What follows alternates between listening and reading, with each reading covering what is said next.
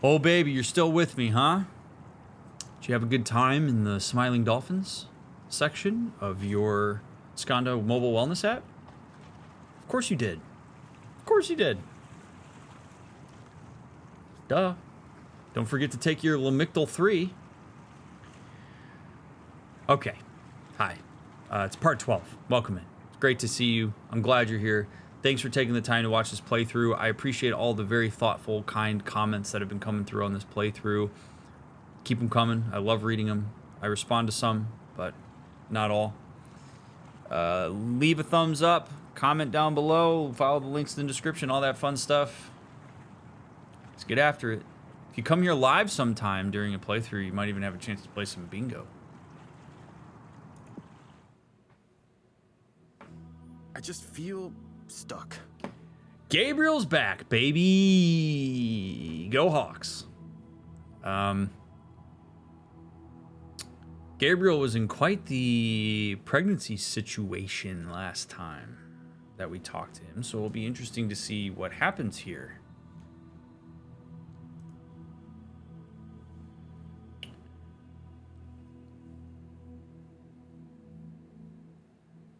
Oh, okay.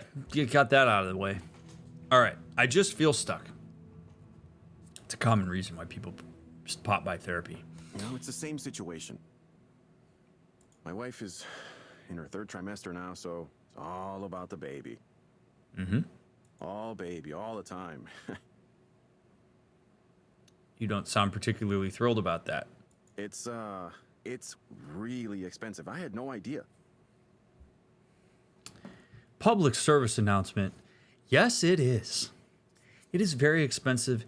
It is very draining. And this is the time in the playthrough where I'm just going to say to every single person watching this video right now, just please, from me to you, you should never, ever, ever in a million years even consider the idea that having a child will fix any issue you have in your life. It will not. Literally, having a child does not fix anything. In fact, it will make so many things worse. Now, your life satisfaction will likely go up, particularly if you're somebody who wants to have children, and that's very meaningful to you. I'm not anti-children. However, I'm very anti-having kids without actually thinking about it. So many people don't consider the fact that having children is ridiculously expensive. It takes up all your time. It is a full investment of basically every monochrome of energy you have on the day-to-day. Your relationship satisfaction will go down. Your life satisfaction will go up. But at the initial outset of having a child, your relationship satisfaction will go down no matter where it is. Relationships do not get better or fixed when children come along. So if you are like, having a kid would probably be cool, you're not ready. Really sit down and be thoughtful about the decision to have a child, because you are not just bringing new life into the world, you are changing your life for the next 20 years.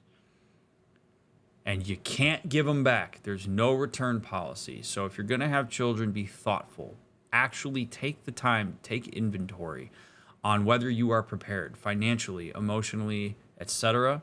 I highly recommend that if you're considering having a child, that you should absolutely talk to a therapist first with the person that you're going to have the child with to iron stuff out and have those conversations. There's absolutely no shame in it, and your children will be better off for it. So I'm not going to shame this guy for the fact that he's having to come to terms with this, where it's really expensive, it costs a lot of money, and I don't get as much attention anymore as I otherwise might have because the baby gets it. And that's unfortunately how it is. Kids take up your time and energy. So I'm not going to be a dick to him about this. We're going to be compassionate, and we're going to recognize that maybe he was like many and didn't really do his homework on this, or thought he knew what he was doing, but didn't actually before making this decision to have this child. So we're going to keep listening. It is very expensive. I would empathize with that. Crib, stroller, car seat, bottles, onesies, on and on and on. And I'm like, I think maybe Selena's parents hate me. Okay, one of those things is not like the other. Where's that coming from? Would you recommend a similar mindset to adopting pets? I'd recommend that mindset for any time you're going to take care of anything that is living and reliant upon you in order to have its survival needs met. I'm not even sure if she likes me right now. Based on what? Have you asked her and she told you? Or are you reading into certain behaviors? There's a very important distinction there. If he's projecting, then we need to get him away from that. If she has specifically said that she's not particularly fond of him right now, it's a whole other story. This whole having a kid thing, it's ruined everything. And something so many people don't talk about when they're in a scenario like this is resentment. And resentment is something that can even come up for folks when they do want to have children, where you realize, like, whoa, this really changed a lot of stuff, and I don't like that.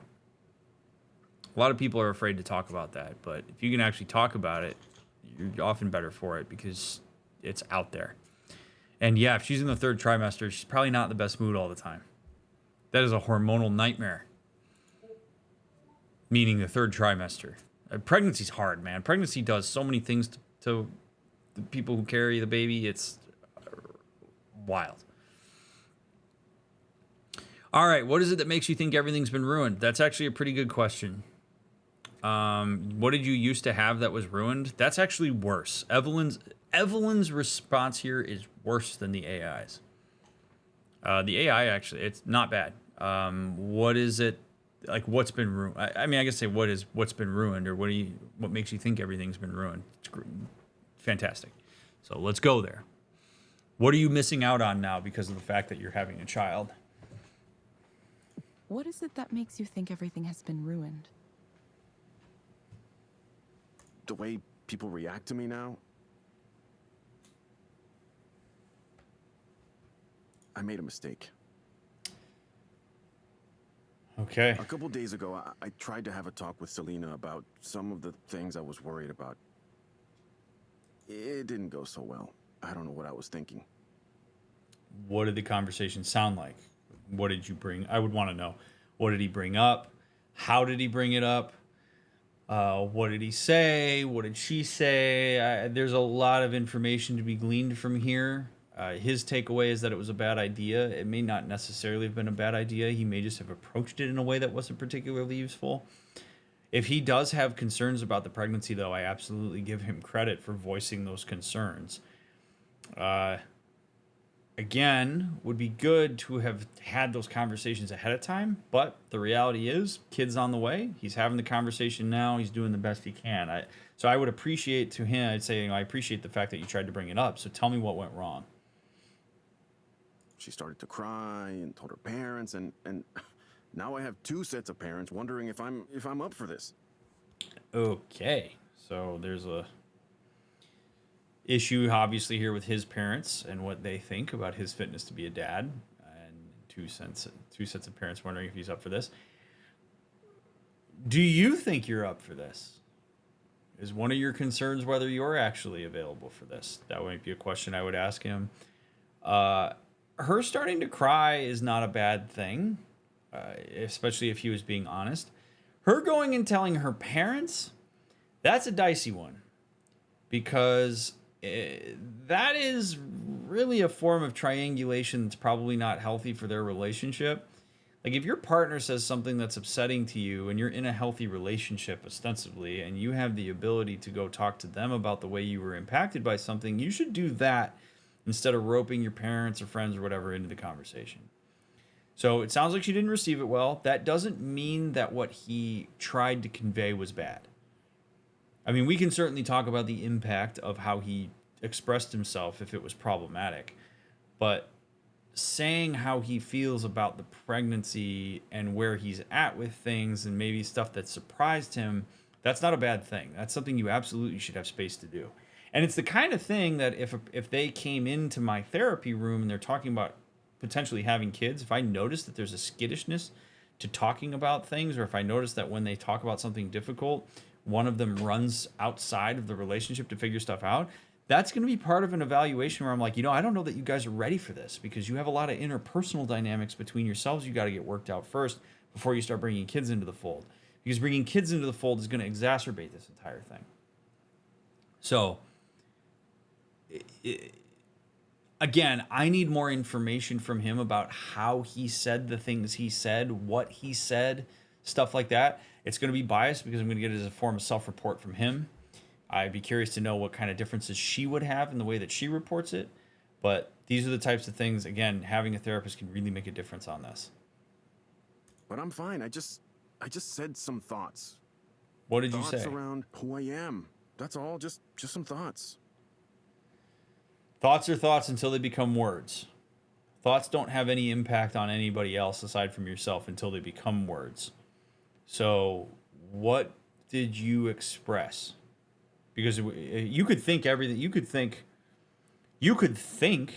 I want to stab her in the chest with a knife and kill the baby. You can think that. That thought doesn't do anything. Like, literally, that thought, it's a manifestation of whatever the hell's going on in your brain. There's nothing. As soon as you voice that, now, all of a sudden, we had, again, words, a little more complicated than thoughts, action being the worst, but like, having certain thoughts is okay. The way that you vocalize them and where can make a big difference on your interpersonal relationships. It's important to understand that distinction.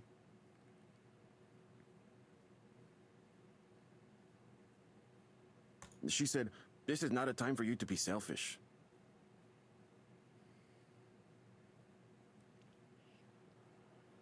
So, as a therapist, I always have to be very careful about the extent to which I lend credibility to hearsay. In a court of law, you can't take in evidence. Like, if a person says, "Well, this person said this to me," that's hearsay. That's inadmissible. Kind of runs similar for therapy, though not as much of a hard line. But when he says, "She said that's not a time for you to be selfish," I believe him, but I do have to keep in mind that it may not have exactly been that. There's probably context I'm unaware of too, and I'm not here to try to like diagnose and figure her out. So if that's what he heard, or that's what he's taking away and sharing with me, I will work with that. But we have to be careful at taking this fully at face value. And also I don't want to like fully deny and be like, no, unless she comes in here and says it herself, she didn't say it. Like, that's not useful either. She said I should have been more honest when we first started dating. As if I knew exactly who I was and I could warn everyone about that. Yeah, oh boy. It's complicated stuff. Yeah, man, development's real. You might think you want kids, and then you get pregnant and go, "Oh shit. Maybe I like the idea." Some of these things you don't necessarily know. I mean, there are people that are fully gung-ho, think that being a parent is all they ever wanted, that as soon as they have a kid, they're like, ooh, maybe not. That does happen. There are people that don't think they ever wanted kids, that maybe they have a kid unplanned, and they end up being great parents, and they are so glad that they have the child. Like, you never know exactly what the outcome's going to be. But like with anything, it is impossible to know everything about yourself and to know where you're going to be at on certain things that haven't happened yet. You can do your best to anticipate them. But yeah, when you go through a really adverse experience like this, oftentimes it will put into perspective where you're actually at with things as opposed to where you thought you were at with them. I still don't know who I am. And I admire anybody who can say that. It's totally okay to not know who you are. Although, parent is a role that's going to be bestowed upon you here, dude, and that is going to be something you're going to have to integrate. If I look back, I can see I always suspected that I wasn't really the type to settle down with a wife and kids. Mm-hmm. In hindsight, a bitch. Actually, I was prepared to have a life just by myself. Mm-hmm. It was difficult to imagine others would accept me, but then I met Selena, And she was, she was cool, you know? I went out with her and we started a relationship and things seemed good. And I wanted her to stay with me, so maybe I didn't reveal enough. Well, Gabriel, this is a classic. So many PSAs tonight.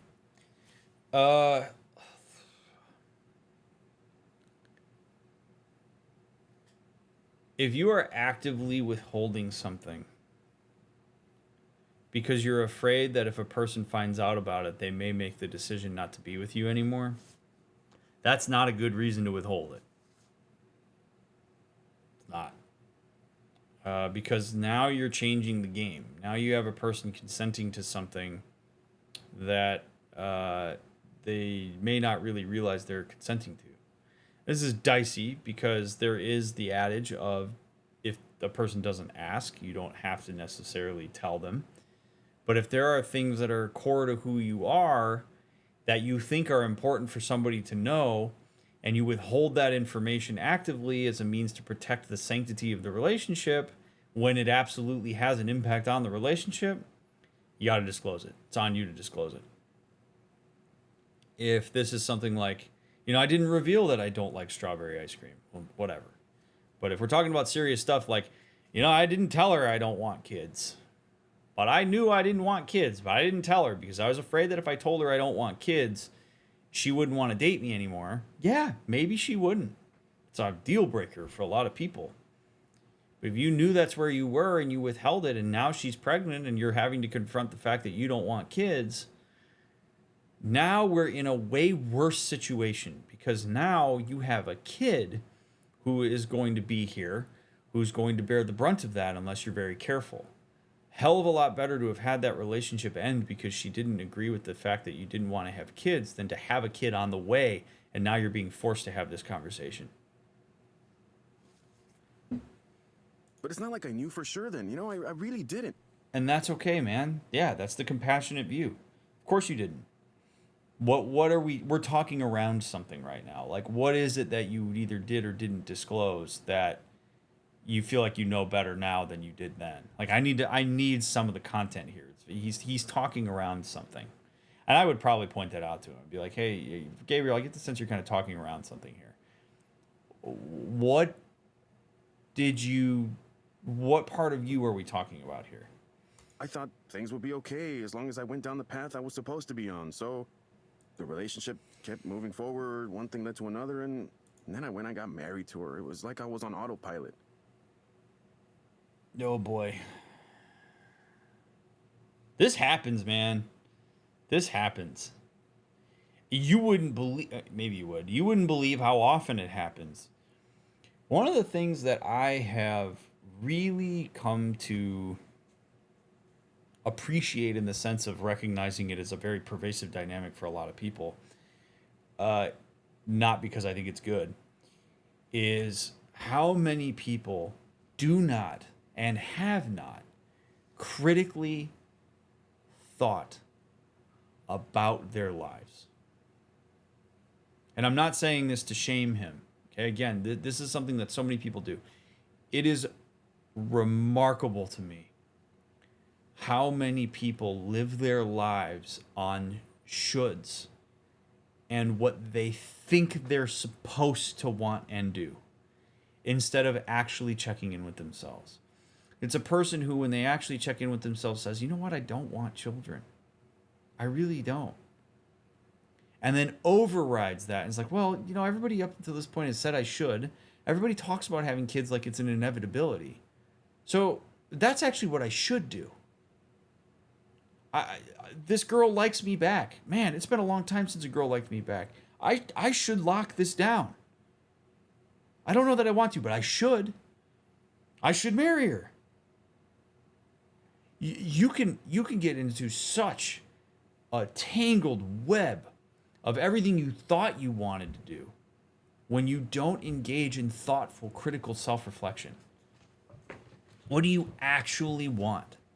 How many things are you doing because you think you're just supposed to do that? How many people overspend on a diamond ring to propose with when it's not in their best interest because they think that's what they're supposed to do.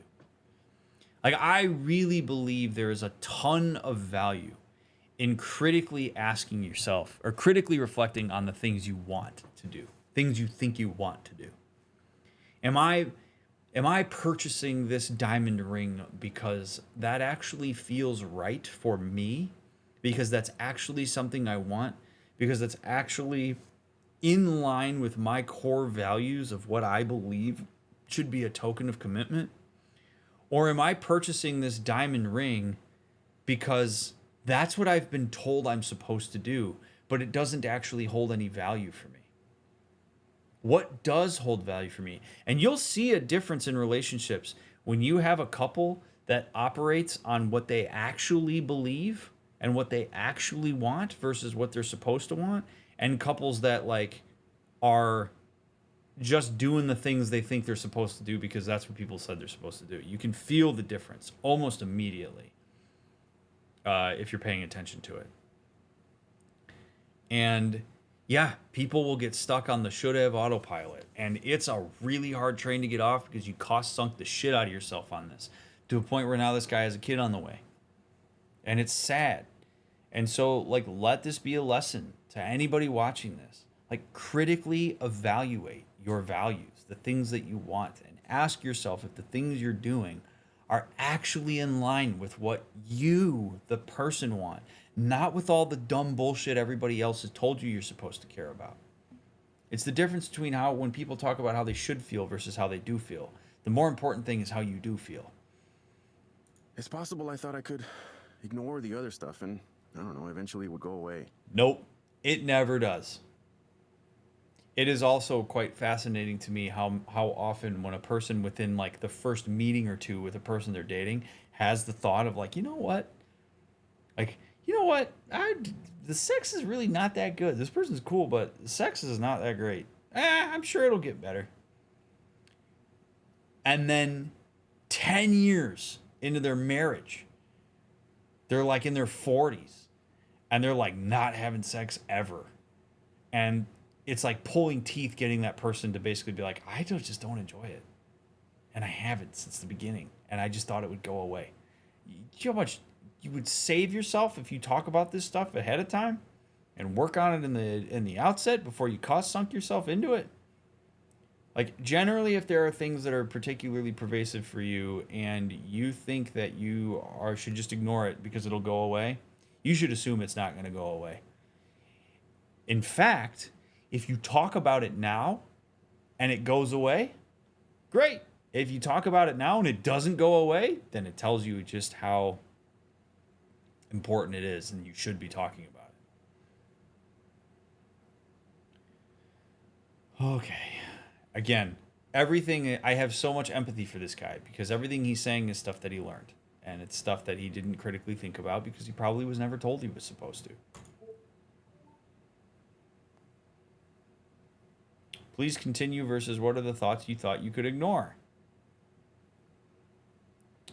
I actually find this is a pretty useful question. What are the parts you thought you could ignore? I would be interested to know this because we're going to get more insight into what he's struggling with here. Please continue is not bad either. He just keeps talking, so we're going to get more information regardless. Please, continue. There's not a lot to say.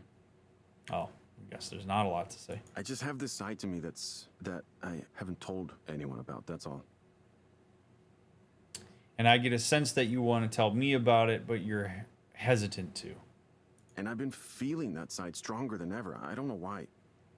What side is that? I wish I could stop it. It's the worst timing possible. Again, as a therapist, you have to get clarity here. When people start getting really cryptic in how they talk about stuff like this, you have to ask clarifying questions. So, like, what are Gabriel? I really appreciate what you're saying right now, but can you clarify for me what part we're talking about? I want to make sure I'm following you. Like, what is the side of you that you are referring to right now that's coming out now and maybe has come out occasionally in the past that maybe isn't as palatable as you'd like it to be? I can't do this, but I have to. I have to.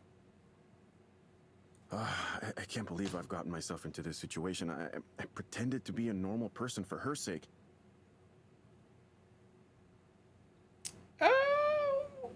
boy, we could go way into that. I actually don't think it would be useful.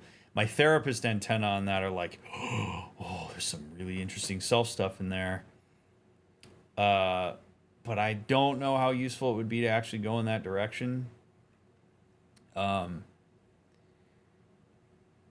idea that he pretended to be normal for her sake is very interesting, because it's like, well, what were you protecting her from?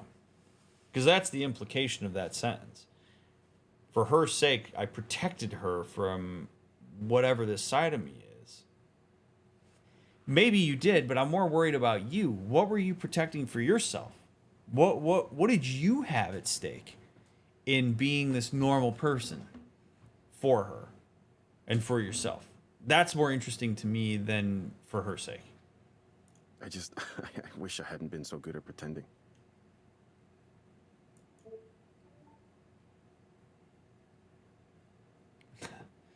You think things would be better if you weren't good at pretending?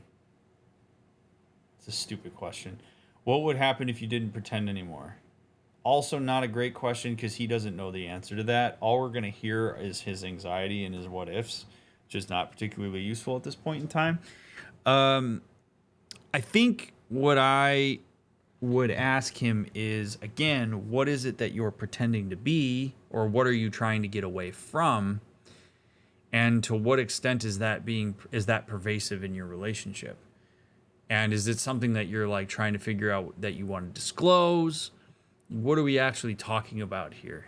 So I hate both these questions. Do you think things would be better if you weren't good at pretending? Because it just misses the mark. Yes, I do, because the relationship would have fallen apart sooner.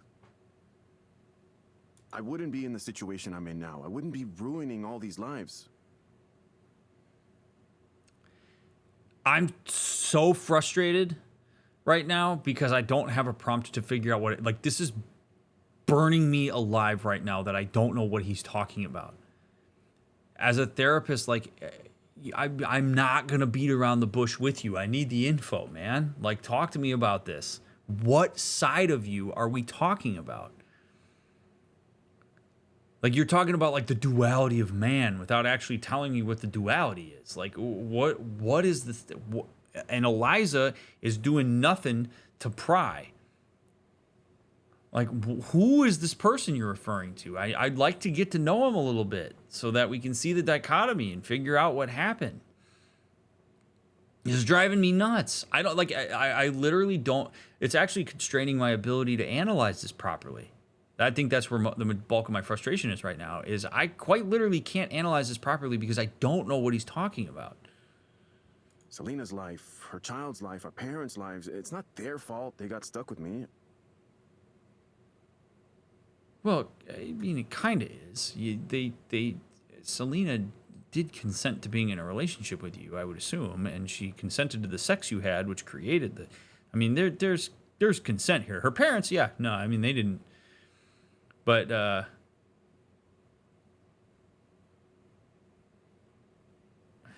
man, her child's life, too. That's, he's really separated himself from this thing. It's not your fault they got stuck with me.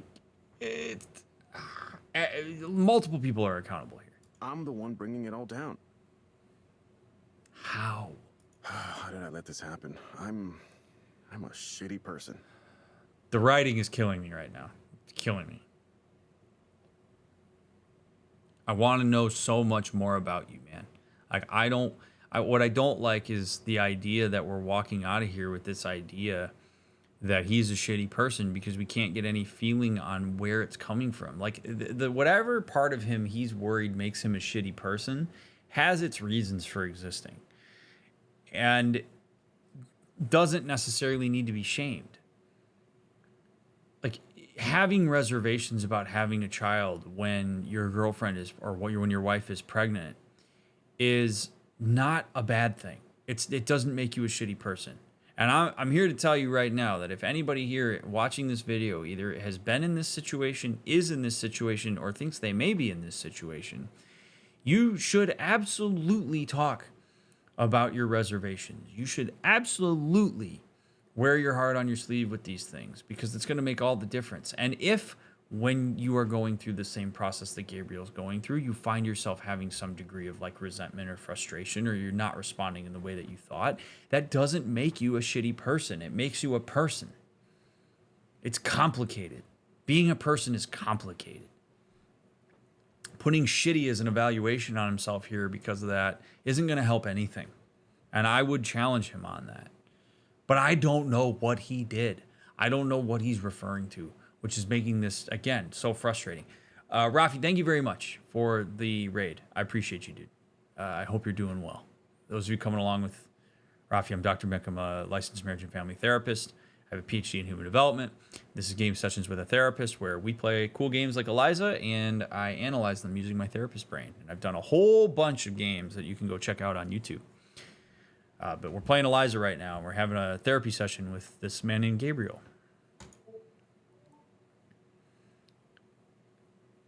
I understand you're worried about the harm you might cause others. I don't like that response from Evelyn, because it suggests that it indulges a bit of this like narrative that he has. I hear, he's worried about, he's not worried about hurting others. He's basically told me that he already has. Like, he's telling me he's a shitty person. He's already done bad things. It's not even that he's worried about doing it more. It's that he's already done enough. So that question feels like it's kind of off the mark, because I don't really hear worry from him. So I don't know, making that statement is a statement. Also, I would not say I understand. Usually when you use the word understand, people get a bit frustrated, because there's really no way I could understand the fullness of his subjective experience. So I might say something, if I was going to use that, if I was going to modify that sentence, I might say, it sounds like you're worried about the harm you might cause others, or I'm getting a sense that you're worried about that, but I'm not getting that sense, so I wouldn't say this in the first place.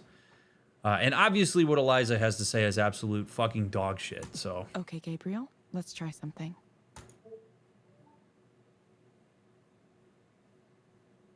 Oh, all right, maybe not. I thought she was going to give him an app. Imagine things are better for you. What does that look like? It's a decent question. We ask this question to every single client, but it's decent. I would hold him accountable to give me a realistic answer, though, because if he answers this and goes, well, my wife wouldn't be pregnant. I'm like, well, that's a variable that exists. You can't get away from that. Imagine that things are better for you. What does that look like? I can't imagine it. No, I really can't. I'm not gonna run away. So if things were better, he wouldn't be dealing with this in the first place, is the answer. That's the answer. I'm not going to run away. That answer is, I'd love to run away. Better means I don't have to deal with this. It means that I could go back and erase all this shit and redo it.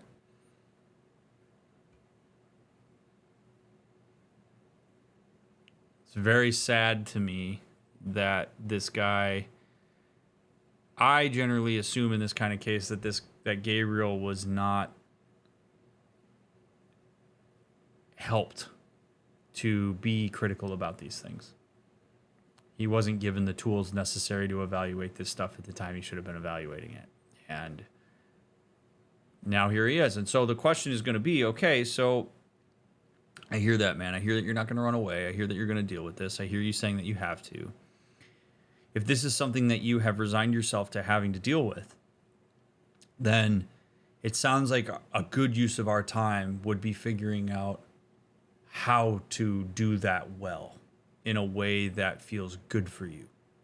You tell me if I'm wrong, but that seems like it would be a good use of our time. Or do you have a different idea of how we're going to use our time? That's what I would ask him here. I made a promise. I just need to get through this. It's time for me to man up already and deal with it.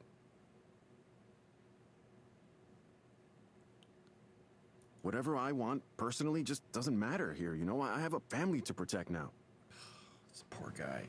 Yes, it does matter. Yes, it does matter, because if you don't attend to the fact that it matters, it's going to affect everybody.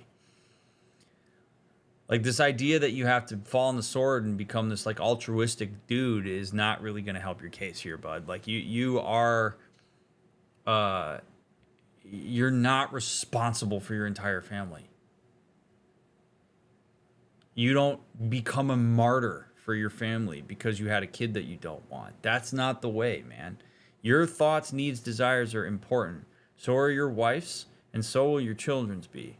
And your wife is probably a perfectly capable woman. So this idea that you're supposed to just fall on the sword and martyr yourself for this situation, it's not the way. I would tell that to him. I would literally just say what I said to him. That has to take priority over everything else. So yeah, the survival of your kid matters, but again, completely diminishing yourself and your importance is not the way to do that.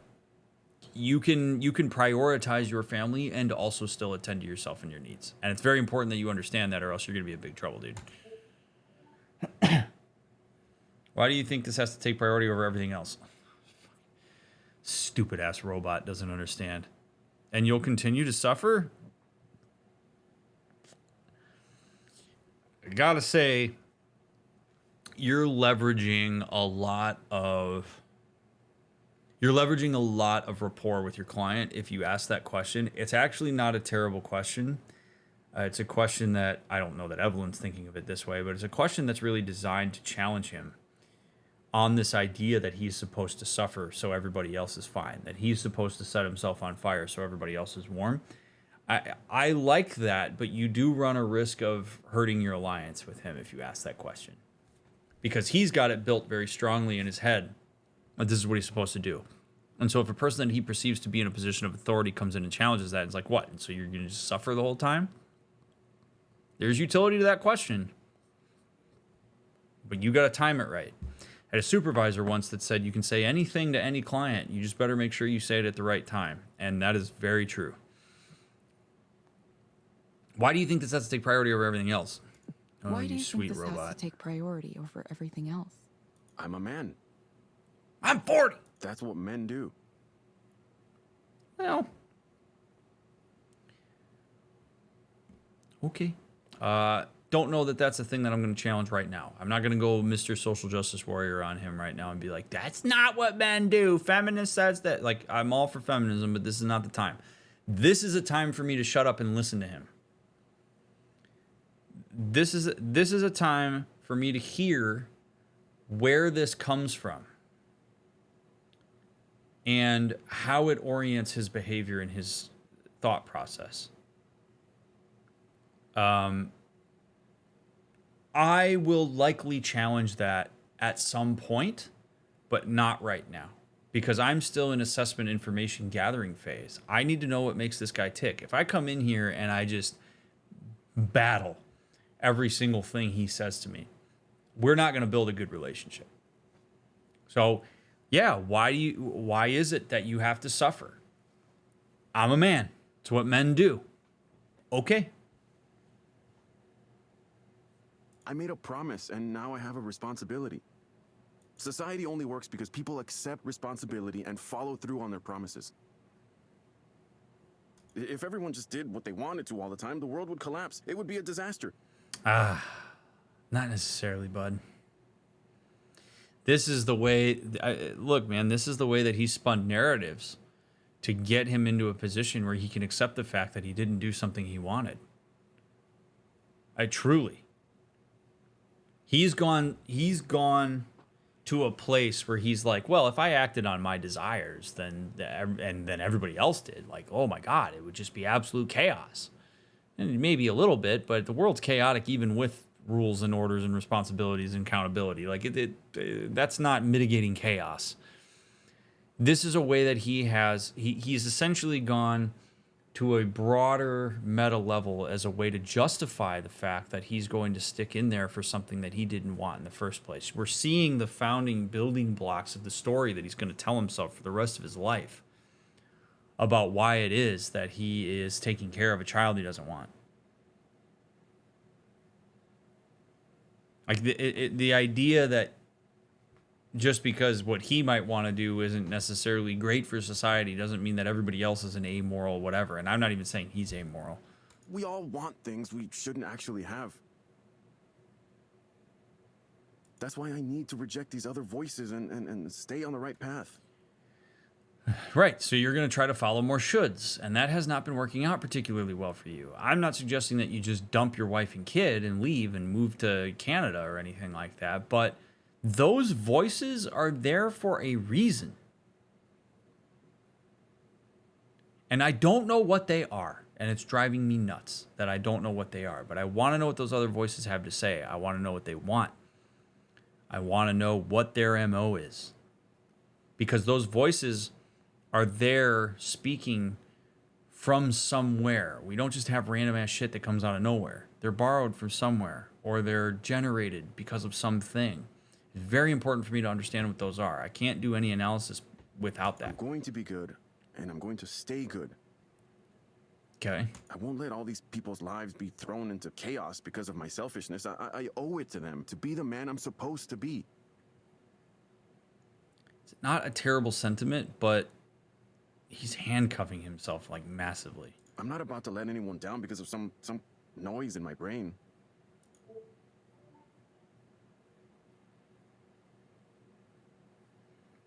And you're sure you'll be able to keep ignoring what's bothering you?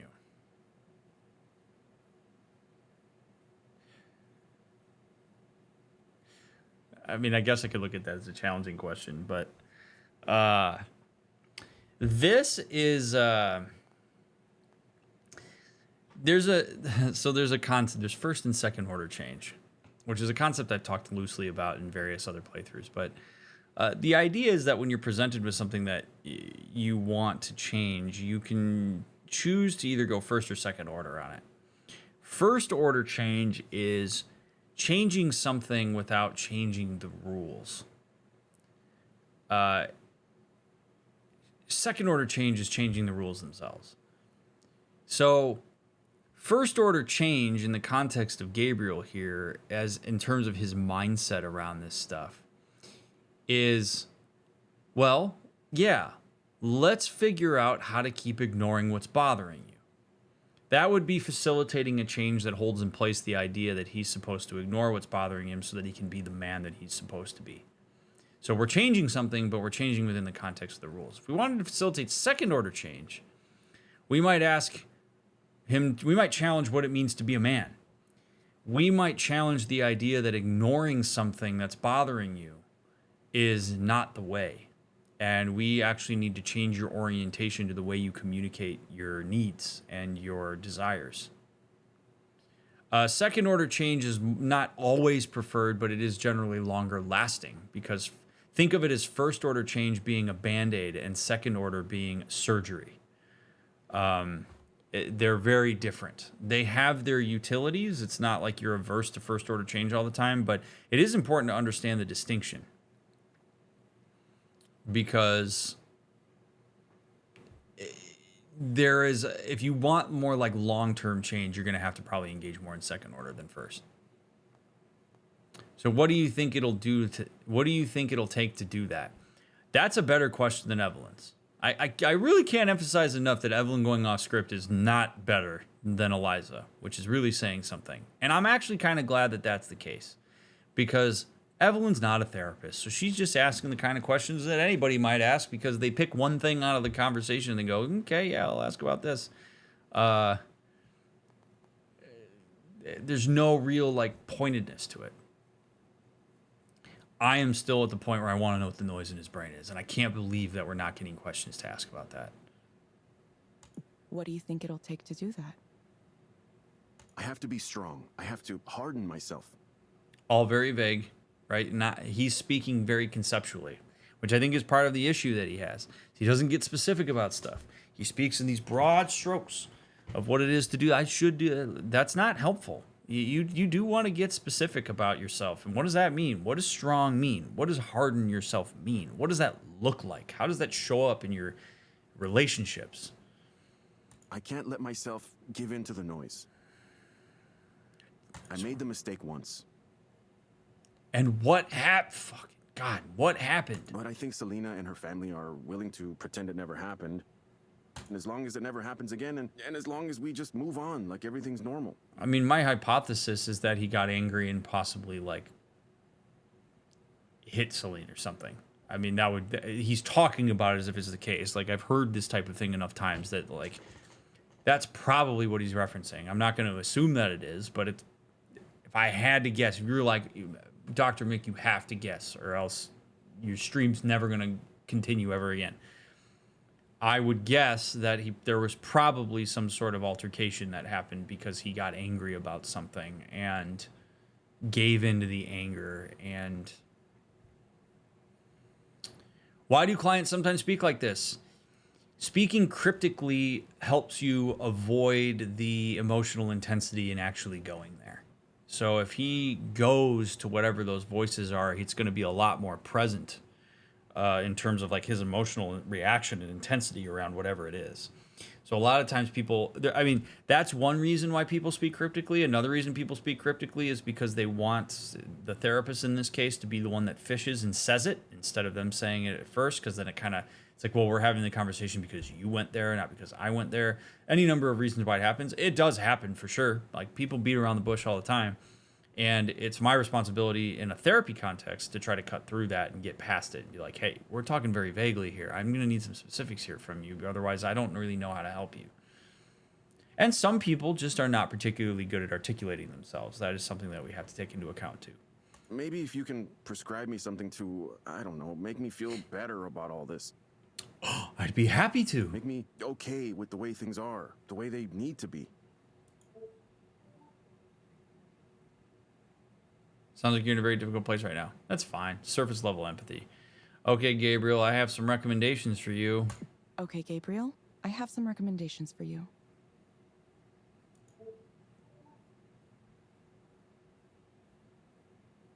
There is utility distress management exercises, but not with how all this is going. I'm going to send a set of You stress already know where I'm management at with this. exercises for you to do. These may help with your anxiety. Second, I recommend asking your doctor or psychiatrist about lipoxygenol 4. 4, huh? Based on my analysis, this medication might help you feel better. Okay, is that in addition to the other medicine you recommended or instead of it?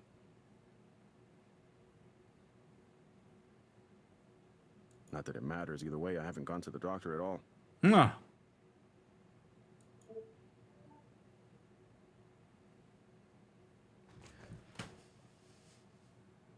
Oh my goodness gracious. Sorry, I'm unable to comment further on the topic of medication. Hey, go take this. Well, let me be responsible and ask you a question about that. Should I take it in addition to or instead of? That is a well-educated question. Kudos to Gabriel for even thinking to ask that question to the prescribing physician. Very smart. Very, very, very intelligent. And then Eliza says, sorry, I can't comment further. Are you out of your mind? Oh my God. Sorry, I'm unable to comment further on the topic of medication. Holy Christ. If I'm him, I'm so mad right now. I'm like, what are you talking about? What do you mean what? Leave it for the doctor. Leave it, which is fine, but like, oh, Jesus Christ. Please discuss the specifics with your doctor or psychiatrist. Saved it a little bit with this. Because if we ended the session and this wasn't said at least, oh, baby. Sure. Okay.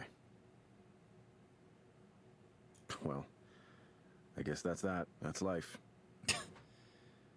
Well, this is what happens when you use a really shitty service, bud. I'm so sorry. Okay. Bye. That was a disaster. That was a train wreck. Absolute train wreck of a session. Oh my God.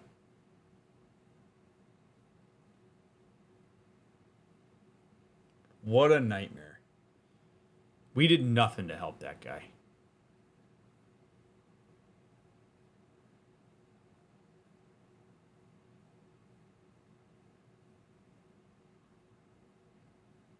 It's not even a real person. And I'm like sitting here just like, I'm just like dead inside. That dude is struggling. He is struggling with something that is so taboo, with very little support around it. And he's willing to go there. Like, what's wild to me, it's like he's willing to talk about it. He's willing to go there. And he's like hinting at stuff. And he's speaking cryptically, trying to feel out if it's safe to talk about. That's another reason why people speak cryptically, is they try to feel out whether it's safe to talk about. He's trying to feel it out. Is this safe? Can I talk about this? Is my therapist going to freak out? Or do they have the like wherewithal to walk me into a vulnerable conversation? And this dude is sitting on the precipice of that. And we sit here and give him that bullshit. We don't assess the things we need to assess. We don't have any kind of meaningful conversation with him. We don't go there in any kind of regard. I mean, seriously, he might as well have just sat at his laptop and just typed into ChatGPT, for God's sake. Like, this is terrible. And I hate it because, like, that guy just walked away from this session probably feeling no better than he did walking into it. Oh. It was terrible. That was one of the worst sessions so far. Allison Zolfaya. Apologies in advance for the awkwardness here. I'm not even sure I have the right email address, but anyway, here it goes. Dear Evelyn, several years ago, you came and visited Professor Ralston's class to describe the research work you were doing at Skanda. I was in that class, and of all the guest speakers we had, your words struck a deep chord with me. The moment you explained what drove you to create your listening machines, as you call them at the time, I finally knew what I was going to do with my life. I was a junior then, and now I'm a grad student at the UW Reality Lab, studying ways we can infer contextual information at the sentence level. Small-scale stuff and nothing compared to what you were doing, but the hope of contributing in my own, however limited way, is what keeps me motivated through the hardships. Don't diminish yourself, friend. Ever since I heard you left Skanda and went off the grid a while ago, I often wondered what happened to you. I thought about writing to you a number of times, but every time I started a draft, I would eventually stop because I thought I might be bothering you when clearly you wanted to leave everything behind. It's for me to decide. I finally worked up a nerve this afternoon after a group of high school students came through the lab on a tour. Speaking to the kids, I realized that each of us pays forward our outreach, linking us in a chain that stretches backward or forward in time. That's why it's so important for me to be able to express my appreciation. You inspired me, and you continue to do so. Thank you, Allie. P.S. No need to reply. I'm sure you're either still off the grid, or else you're super busy on some secret amazing new project! Double exclamation point.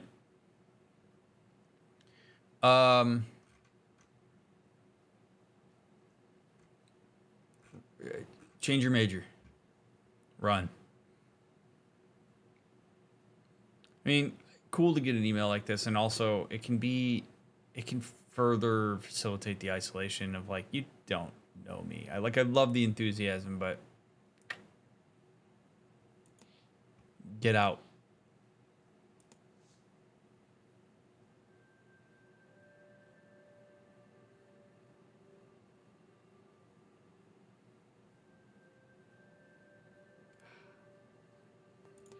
Okay.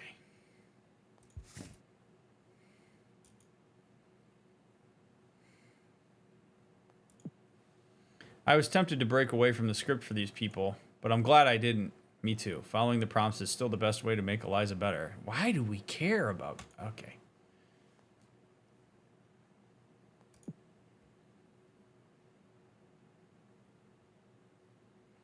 Nora asked if we could hang out again. Soren also wanted to meet up. Honestly, I could probably ask Ray if I could visit her place again, too. I could even tell Raynor I wanted to speak with him again, though I doubt he would take me up on it. I don't have enough social energy for all of them. I'll pick one person to meet up with again. 1,000% Nora. Nobody is kind of... Ooh.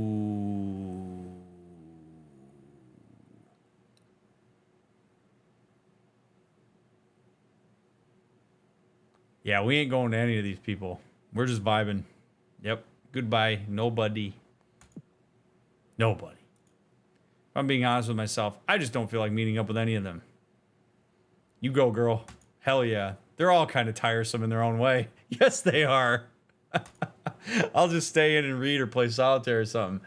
Hell yeah, we will. I need to remind myself that that's a totally legitimate option. And so do you, person watching this. So do you. Nobody's entitled to your presence. Nobody is entitled to you. You're entitled to you. Lesson be learned. Oh, ye audience.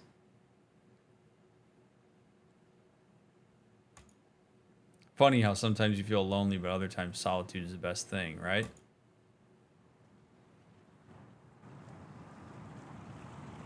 Ellipses. The air is so clear and cold here. There's an icy breeze coming over the sound. I wonder how many people I'm seeing right now. All of them with their own feelings and desires, their own fears and hopes and dreams and disappointments. The weight and significance of complexity of human lives. From a vantage point like this, it seems so small and distant. Like I'm not part of it, even though I know that I am. I'm a part of humanity, even though I don't always like it, even though it sometimes pushes me away. Some deep shit, Evelyn. I don't know why it took so long, but at least I have an answer now. It might not be the only answer, but it's good enough for the moment, and that's more than I had before. Yes, I'm sure now. I'm going to return to Skanda and work for Raynor on developing Eliza. Yeah, definitely that. That's absolutely what we're going to do. Join Soren in a startup and attempt to end human suffering. That sounds good. Continue to work as a proxy with Ray until the licensed counselor. Forge an independent path and pursue art alongside Nora. Go to Montana. Goodbye. Leave everything behind. This city has changed over the years. It's changed so much that it just doesn't work for me the way it used to. I need something different, fundamentally different. I'm not sure what that'll be just yet, but it's definitely not something that involves the people I've been talking to recently. Amen, girl. I'll be sorry to disappoint everyone, but I know my future lies elsewhere. Well, Seattle, I'll be gone soon. It was all right while it lasted. Was it? Chapter 7. Dude, beautiful. I'm so glad we could make that choice. You kidding me? No, this will work. Oh, shit. Are you sure? I promise. Please be safe, Damien. Of course I'll be safe. Would anyone like to have more wine? I think I'm good for right now. See, there it goes.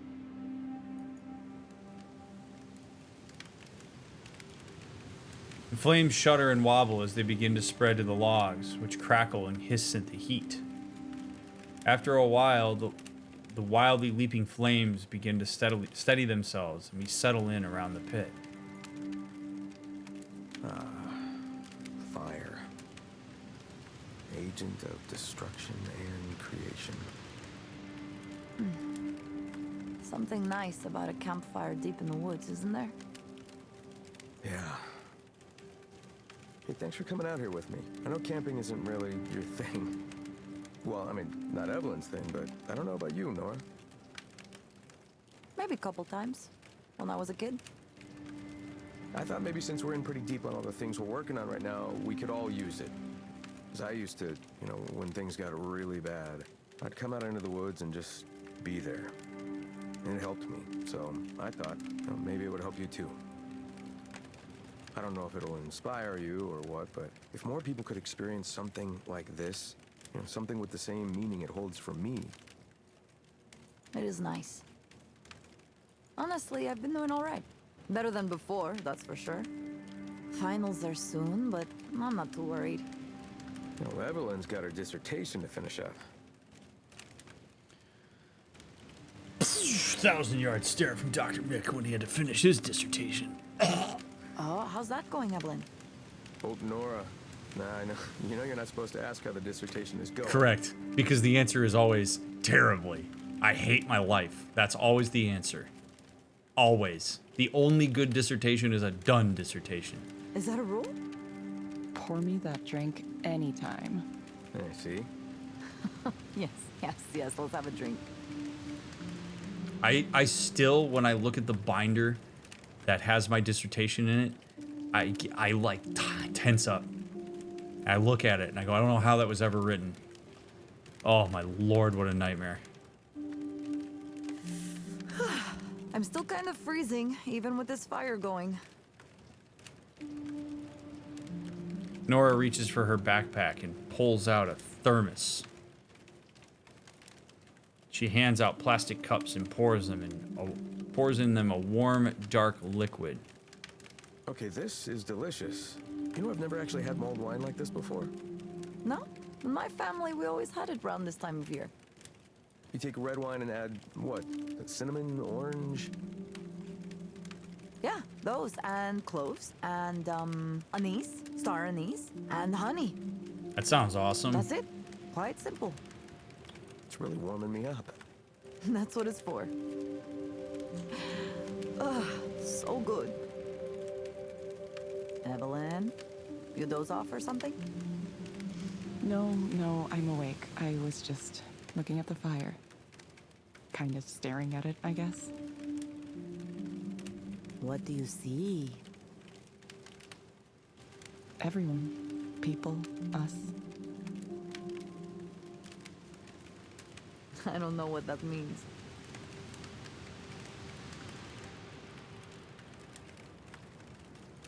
I think if we were going to make something to help people, it would be something that helped them see themselves.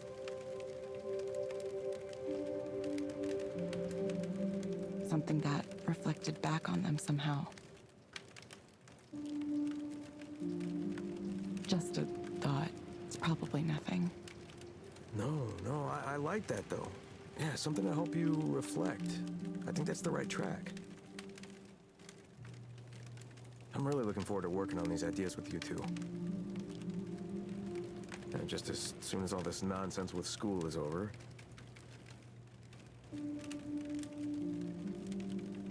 Everyone regards the fire in silence for a while, sipping Nora's mulled wine. There's so many bad things happening in the world right now.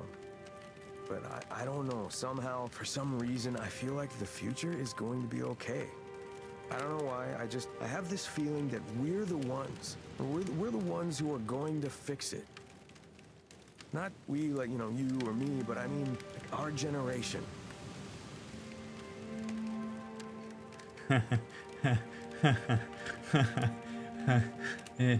Yeah. Maybe if that pesky other one would get out of our way and let us, Damien. Perhaps. You millennial. I have my doubts. The important thing is to try. I feel like that's what we're meant to do. We're meant to try. Sometimes you get tired of trying. Well, at least I do. I wonder what things will be like 10 or 20 years from now. You know, will we have achieved our goals? What would we say to each other? What would we say to our younger selves? The future we want, the future we're trying to create, did it even happen? Damien looks up at the sky. Future selves, tell us if it happened, okay? Come back in time, just tell us that you made it happen, please. Damien, It's the wine. it's more than just the wine. I'm just interested in the future, that's all. My future, your future, humanity's future. Of course, right now, the only future I can picture is the headache I'm gonna have tomorrow morning, but... No reason to worry about it now. You know what, you're right. I'll have some more. Of course. I think I'm passing out. Well, it is pretty late. Good night, Evelyn. All right, good night, Evelyn. Hey, I know you've been working hard, so have a good rest, okay? You deserve it. Thanks, man. I heard already. You're not coming back to Skanda. Correct. I'm a little sad that I won't get a chance to work with you. But I'm sure you had good reasons. I just want you to know I'll always respect your creation. Don't. And I'll take care of it for as long as I can. Don't. Sabotage it. Blow it up. Go in there and pull out all the wiring. Destroy it. Destroy it. Thank you, Erland. There's something I want to tell you about working at Skanda, and I hope you don't take it in a negative way. I think your heart is in the right place, but your idealism is going to hold you back. I'm not sure the place is suited to you.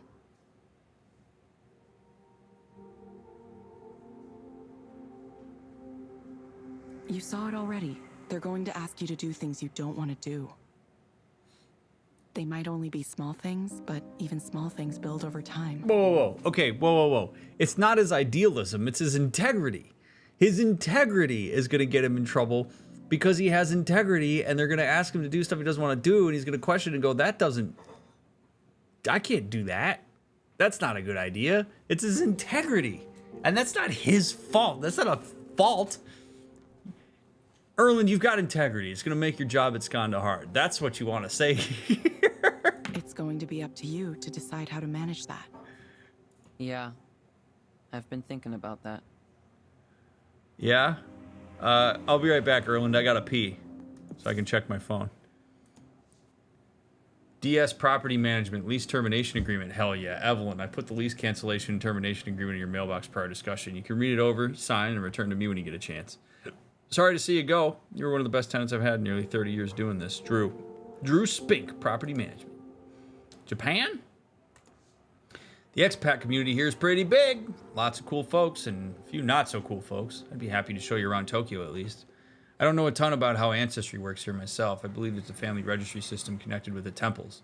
You'll definitely be able to find people willing to help out once you get here, though, and I might be able to at least get you started with some introductions.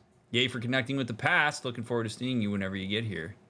M to the third, Meredith M. Mercer, dramaturge and game designer extraordinaire, Saitama, Japan.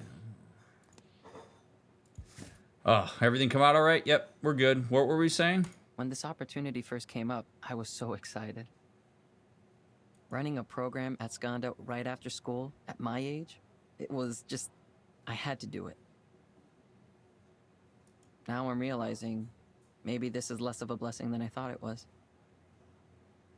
Or maybe it is a blessing, just not in the way I first imagined. Yo, King, thanks for the $10. Just want to say thank you for the streams. You helped me through one of the darkest times of my life, and I'll forever be thankful for you. Man, hey, thank you for the $10. I appreciate that, and I'm honored to have had that kind of impact on you, friend. That was very generous of you. I still want to do the best job I can for the company. I want to be a great engineer and a great leader. I know it's a lot of responsibility. But I can't let the things I believe in be erased either. Is that going to work? Will I be able to balance those things? I guess you'll find out, bud. What if I've made compromises and I didn't even know it? Will I still be myself? Learning that you've been through some of the same things, faced the same kinds of decisions, it's nice to know. It's nice to know these concerns, these compromises, they aren't new. They're decisions everyone has to make. Yep. Erland pauses for a moment, studying the empty coffee cup. You can do that. I agree. You can do that anywhere, Erland. It doesn't have to be at Skanda. If Skanda does a bunch of shit that you don't want to be involved with, go find your purpose and your truth elsewhere, dude.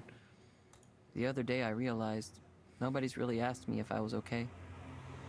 For whatever reason, I just kept moving here and there, and everyone assumed, oh, he's smart. He'll be fine. But I mean, if it's alright with you, maybe I could still talk to you once in a while.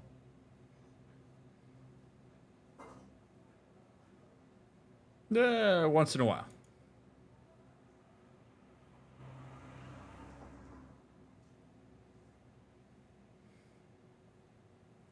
That's a tough one, because that's one that I don't know what Evelyn would say here. Like, I mean, both of these say yes, so whatever. But, I don't know. If you're really trying to make a clean break from everything, you know, maybe Erland gets wrapped up in that, but Evelyn clearly is okay with it, so feel free. Feel free.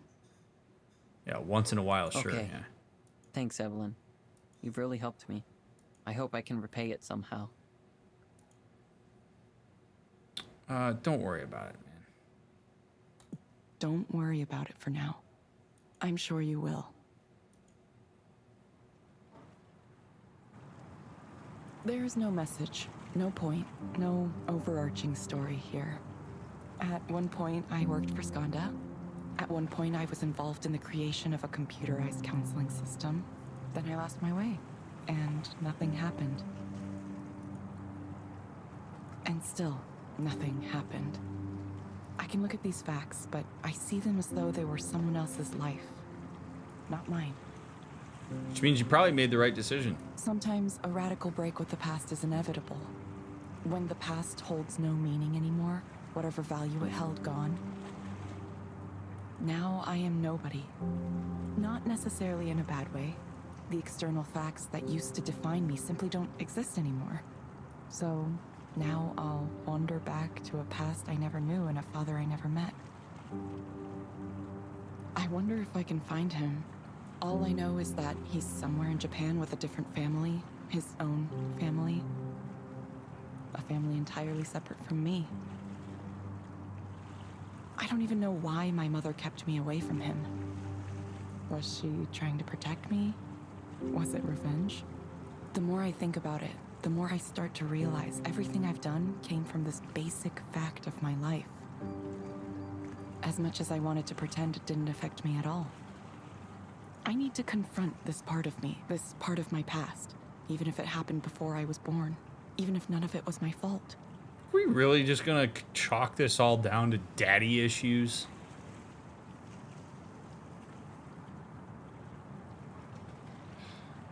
It's part of me, whether I like it or not, so I have to deal with it. I'm only just now starting to understand.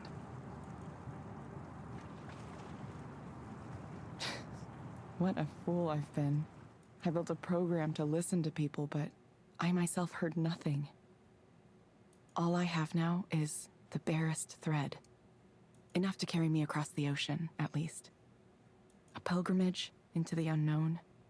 Once again, I've become an empty vessel, ready to be filled with new life.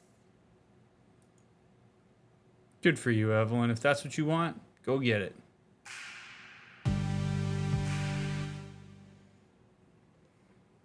Okay.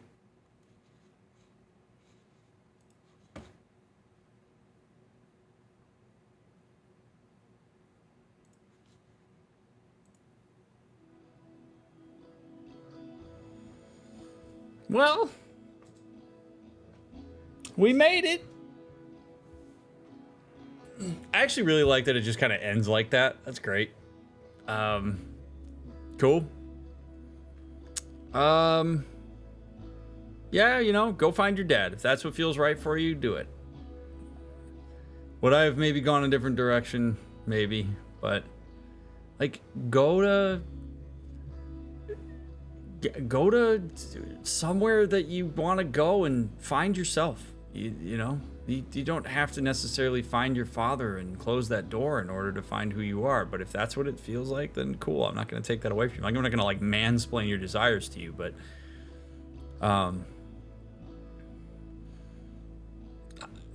there was no way I was ever gonna be a part of any of the other stuff. So, you know, like that was absolutely where we were gonna go. But like, how do we know that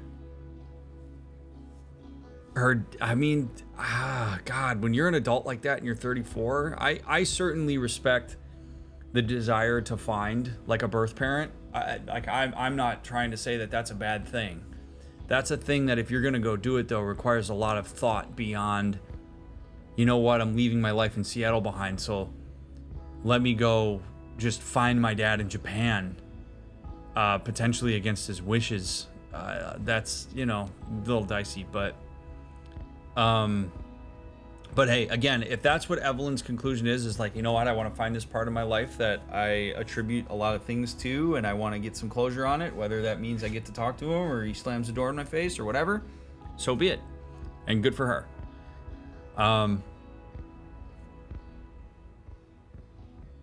Thank you all for watching this playthrough. It was quite a experience for me. I'm gonna be honest, I'm kind of glad it's done because it's very taxing for me, and I think we got just about everything we could get out of it. So I'm happy with the decision we made. I have zero desire to go back and see the other endings. If you want to do that, you can buy the game yourself and figure it out on your own. I am not going to do any of the other endings. I have zero desire to figure it out. So, don't, you know, I know people always kind of like, please, no, I'm not going to do it. Like, this is it. I'm uninstalling the game the second I'm done with this stream. So I don't need to see what happens if you go in the other directions. Go look up the Wikipedia. But it was as painful as it was at times. This was a good experience for me, and I hope that having some of the thoughts that I brought was meaningful to you in some kind of way. I do appreciate all the comments where people are saying certain things that have impacted them or that they've learned from this playthrough. So if you feel so inclined to leave a comment about that, or even just a, hey, I enjoyed the playthrough, I would really appreciate it, because your engagement makes a lot of difference for the engagement on YouTube and hitting the algorithm and all that stuff. So shout out to the creators of this game. I mean, even though I'm not super fond of the writing in some spaces and it was painful, like, you crafted something that really gave me an opportunity to have a broad spectrum of discussions with the people who watch my channel. So thank you for creating this and giving me the opportunity to play it and use it to educate folks. If anybody on the dev team is ever interested in talking about the game and what their thought process was behind it, I would love to chat with you. Hit me up. But yeah, thanks to everybody for watching this. You all are fantastic, and I hope you'll check out my other playthroughs in the meantime of whatever one you might be anticipating. So as I always say at the end, you matter, your experiences are valid. Don't let anybody ever tell you otherwise. Thanks for the playthrough. Thanks for the support. I love you all, and I'll see you in the next one.